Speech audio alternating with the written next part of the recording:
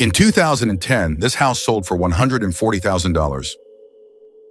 In 2022, the same house sold for $385,000. Same house, same walls, same roof. Nothing about it got better. This happened to almost every house in America. It happened to stocks, to rent, to groceries, to the cost of being alive. And it didn't happen by accident. Somebody did it on purpose to you. The greatest heist you never saw.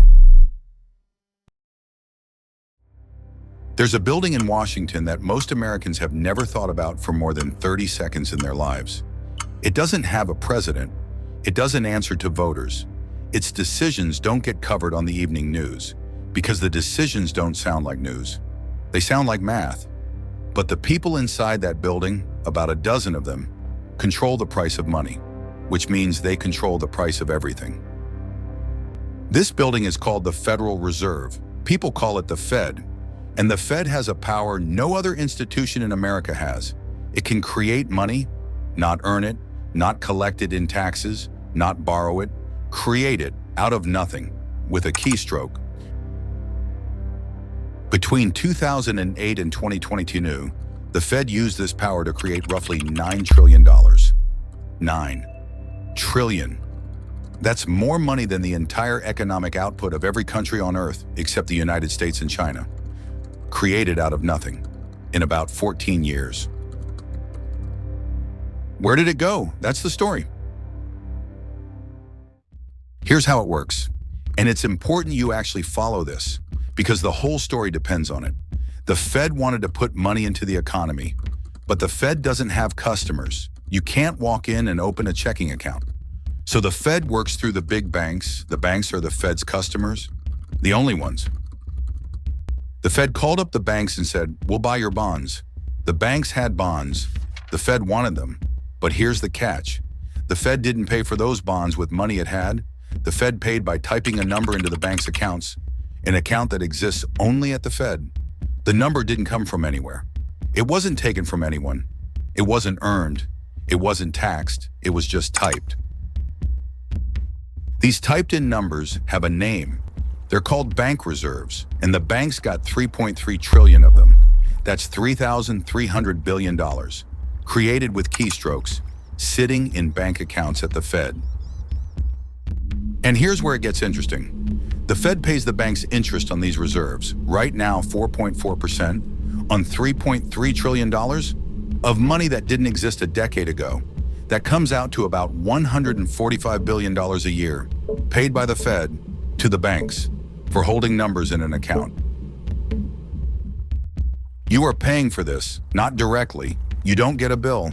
But the Fed used to send its profits to the U.S. Treasury, about $100 billion a year of free money for the federal government.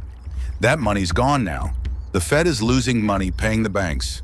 The Treasury has to borrow to fill the hole. The government pays interest on that borrowing. You pay the taxes that service that debt. The loop closes on your paycheck. Now you might ask, if the reserves are stuck at the Fed, what's the harm? The money's locked up. It can't cause trouble.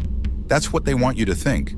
The reserves themselves don't leave, but they don't have to, because the rules of banking say the more reserves you have, the more risk you're allowed to take.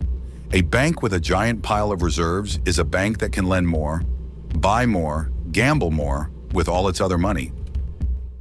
Before 2008, the banks had about $20 billion in reserves total. They lent about $7 trillion to the real economy. At the peak of the Fed's money creation, the banks had $4 trillion in reserves. Their lending and asset holding capacity expanded by roughly 10 times. 10 times the firepower handed to them for free. With 10 times the firepower, the banks and the funds they financed went out and bought things. They bought houses, they bought apartment buildings, they bought stocks, they bought farmland. They bought every income-producing asset they could find. And because they had more buying power than everyone else combined, they set the price. The price went up on everything. This is why your kid can't afford a house. Not because they're lazy, not because they bought too much avocado toast, because the people they were bidding against had 10 times the firepower the Fed gave them. The young couple was bringing a savings account to a money fight. From 2008 to 2022, the top 1% of Americans added $35 trillion to their net worth. 35 trillion. The bottom 50%, half of all Americans, added almost nothing. Some lost ground. This wasn't an accident of policy. It wasn't a side effect. The mechanism worked exactly the way it was designed to work. The people who already own things got a 10 times bid under everything they own. The people who didn't own things got priced out of ever owning them.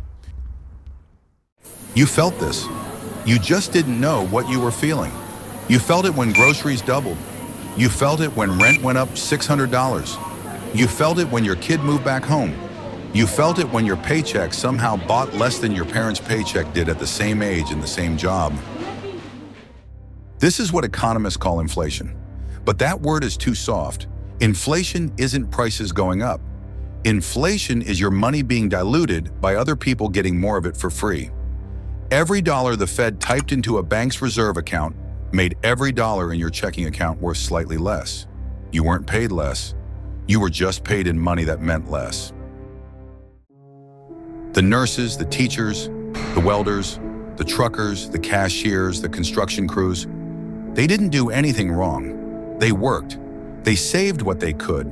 They followed the rules, and the rules were changed on them in a building they'd never been in by people they'd never voted for, using a mechanism nobody explained.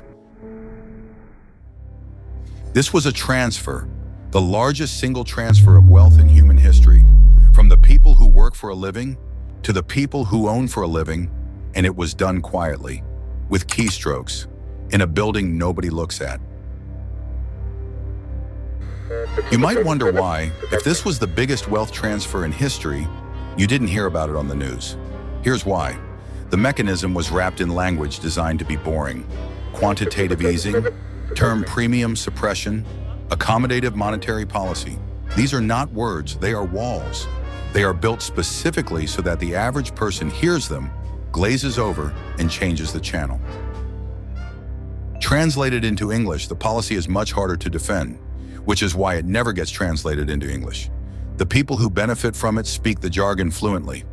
The people who pay for it don't. That's not a coincidence. That's the design. The people who understand the mechanism are mostly the people who benefit from it. The journalists who cover it work for companies owned by the people who benefit from it. The economists who explain it work at universities funded by the people who benefit from it. The politicians who could change it take campaign money from the people who benefit from it. Everybody in the room is paid to keep the room quiet.